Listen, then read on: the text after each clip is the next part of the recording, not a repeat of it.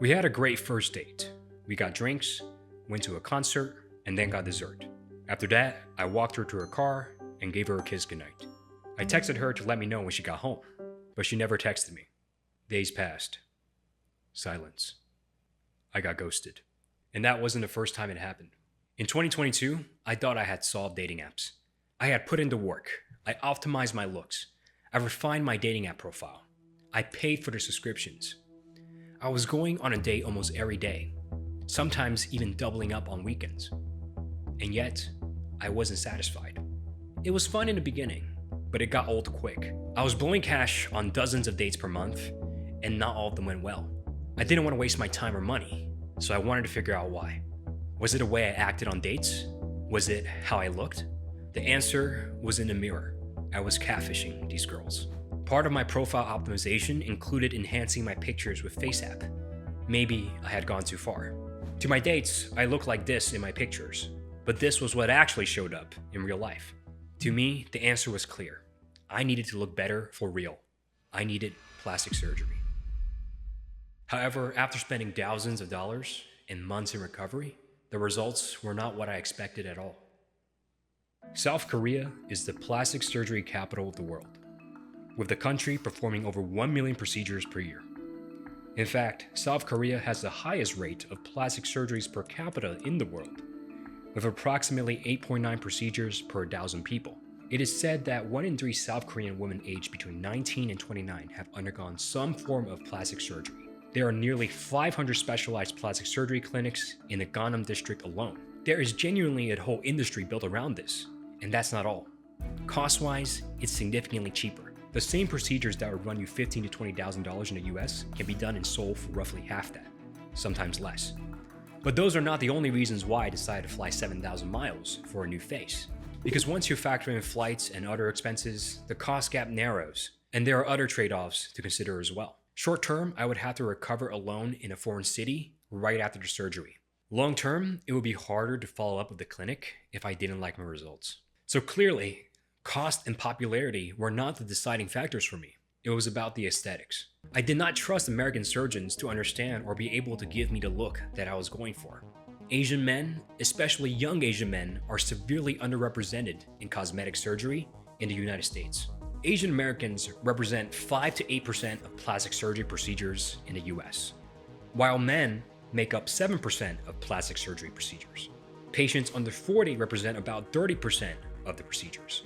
So with some crude extrapolation, we can assume that young Asian American men account for only 0.1 to 0.2% of cosmetic procedures in the US. That's 1 or 2 out of 1,000. When I looked at before and afters from clinics in the US for Asians, they were almost always older women or just women in general.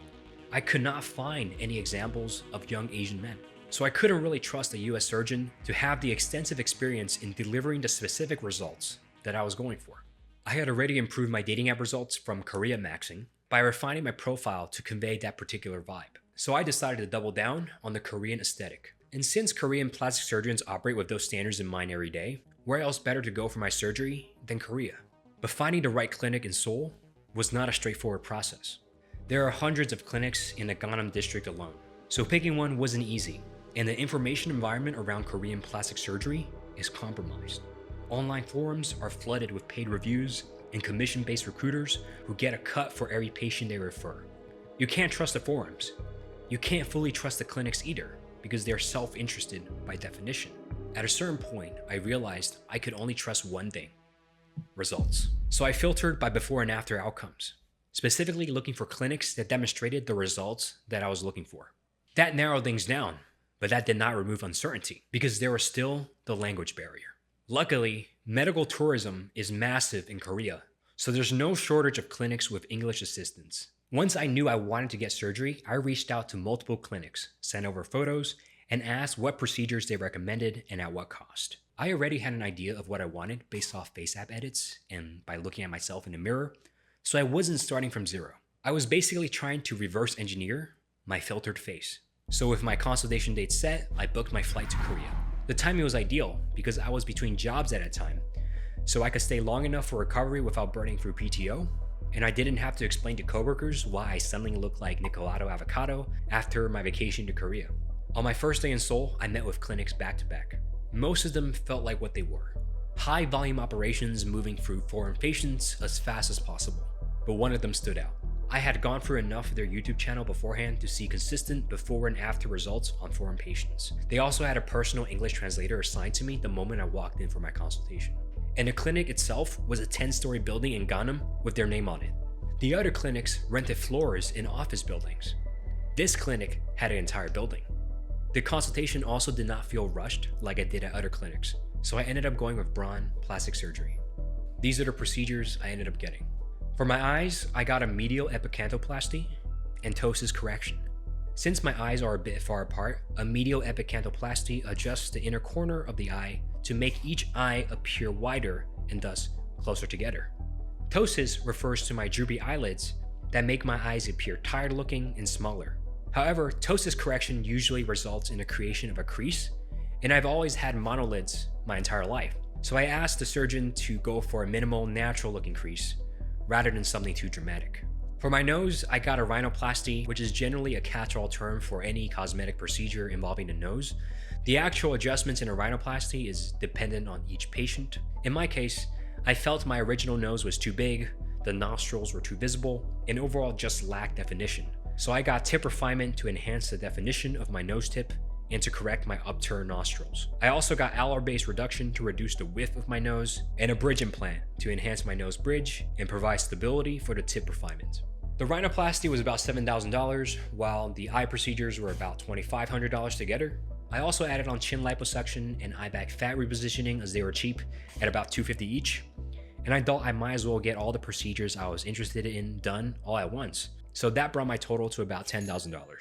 This was me right before the surgery. The morning of the operation, you show up at the clinic, change into a gown, and get escorted into an operating room filled with nurses you've never seen before. They strap you to a table, and you don't remember much after. The next thing you know, you're waking up in the recovery room, disorientated from the sedation. In my case, I was barely able to open my swollen eyes, had a cast on my nose, and had medical tape all over my face. I had not expected my eyes to be that swollen. After all, I've seen other people recovering from their surgery, and they all were able to see their eyes. But unfortunately, it seems my eyes were just way too small from beforehand, and the procedure that I wanted done on my eye was quite extensive, which led to severe swelling. Shortly after, they put me in a taxi and sent me home. I thought they were nice enough to cover it until I got out and the taxi driver asked for money. That was something I had expected the clinic to handle for me, but it turns out they didn't. All they did was call the taxi. So at that point, I stumbled back into my Goshi 1, which is basically a coffin-sized room that had a bed and a built-in bathroom, and it's barely the size of a parking space. I booked it because it was cheap and I expected to be in my bed the whole time, so I didn't really need a nice room. But what I did not expect was that I would be basically blind after my procedure. Right after the surgery, I could still open my eyes, but by the time I got back to my room, the swelling had gotten worse and I could barely open my eyes even with effort. So at that point, I was, in all intents and purposes, blind. So there I was, laying in bed, my entire face swollen, nose stuffed, bleeding from my eyes and my nose, in a foreign country where I can't speak the language. It was at that moment when I realized I may have bitten off more than I can chew, and that maybe it was not such a good idea to come to a foreign country alone by myself to get surgery. So at that point, I was trying to sleep, but I couldn't because it was the middle of the afternoon and I also had a headache. Thinking back, the headache was probably because I had a bunch of stuffing all the way up my nose, so that was probably putting a lot of pressure on my face, and I also just had a lot of facial trauma from the surgery.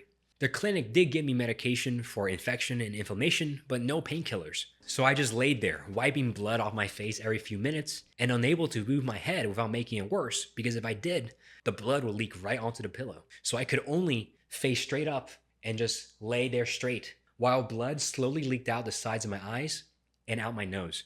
I thought recovery would be a breeze because I could just watch movies or watch a TV show, but instead I couldn't even open my eyes. At some point, the headache got bad enough that I decided I just needed to go to the convenience store down the block. But to make matters worse, it was raining at that time and I didn't know when it was going to end. But I was about to go insane from pain and boredom at that point.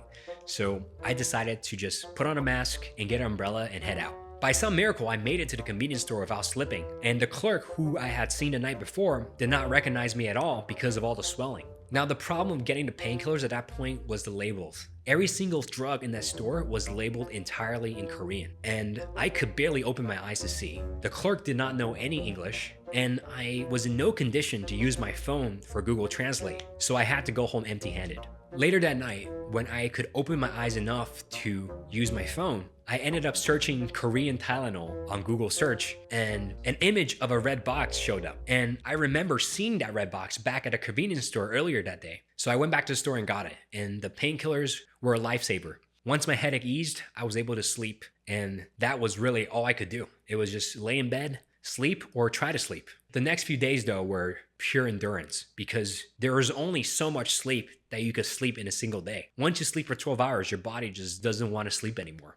So I had to find something to do. I couldn't watch movies, so I ended up listening to audiobooks, which really helped pass the time. At that time, I remembered I also had a coding project due for a programming class I was taking. And in hindsight, that was probably one of the hardest things I had to do in my life. Trying to force my eyes open to look at a screen while trying to code is not something I ever want to do again. I ended up having to ask for extension to finish the project. Now, about 3 to 4 days in, I was able to open my eyes more easily at that point. And I remember looking at myself in the mirror and I was thinking, damn, I look worse than before the surgery. It looked like the doctors literally beat me within an inch of my life. The doctors basically surgically beat the shit out of me. And they literally did. That's what surgery is. At that point, I wasn't sure if it was worth it because what if I don't recover well? What if I don't like my results? What if I look worse than before? Another funny thing I remember is that I had gone on a date with a girl before the surgery, and then I went on another date with her after the surgery while I was still recovering. And I remember her telling me that I look completely different. Like she had gone on a date with 2 completely different people, which really shows how different I looked before and after the surgery, especially while I was recovering. The swelling took months to fully settle. And for a while, I genuinely did not know what the final result would look like. I even did a photo shoot about a month or 2 after the surgery, and as you can see here in these photos that I got, the swelling was still pretty significant at that time. At the 6-month mark, I felt like I looked better than before, but the results were not exactly what I wanted. My nose bridge was too high, especially from the profile view, and my eyelids were uneven. The post-op support from Braun was minimal. Once there was no more money to be made from me, their replies got slower and I had to keep reaching out for them to respond. In hindsight, this probably happens with most clinics. A lot of these clinics are what people in the medical tourism space call factory clinics, optimized for volume, not ongoing patient relationships. You're in, you're out, and then you're on your own. To Braun's credit though, they did offer corrective procedures at a heavily discounted rate if something doesn't look right, and the surgeon agrees that something can be fixed. I reached out at the 6-month mark about my uneven eyelids, and they told me to wait a year. So I did. After more than a year later, my eyelids were still uneven, so I reached out and they offered to correct it. But at that point, I had to consider having to go to Korea again, another round of recovery, more months of swelling, so I decided it wasn't worth the risk. My results were good enough. I don't regret the surgery at all. The results were a real improvement compared to before. But if you're considering surgery in Korea, go in with the expectation set that once you leave the building, you're on your own. Now here's the part you're probably most interested in. Did this help my dating results at all? And the answer is no. In fact, I went on less dates after the surgery. That probably doesn't make sense to you, so let me explain. Turns out the problem is not purely external, it's also internal. My looks certainly did improve, but not as much as my expectations did. As I went on more dates over time, my expectations also went up over time. When I first started, I was satisfied, but soon I expected more. The same experiences no longer excited me or motivated me, and that was what drove me to get plastic surgery. But unfortunately, it wasn't enough. I wanted more. I wanted better. And improving my looks didn't help me get better. It just got me more quantity. It got me more of the dates that I was no longer interested in. That's when I understood the limitations of improving your looks.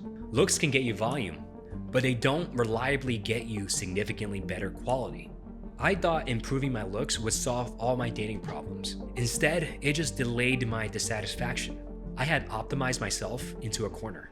Now, some would say I am suffering from success, or that I had become a modern woman, picky, and asking for more than I could realistically obtain. And that's true. The real irony is that this was a problem I had created on my own. What was holding me back was never actually my looks, but the fact that I had no ceiling on what I wanted, and no amount of surgery would ever fix that.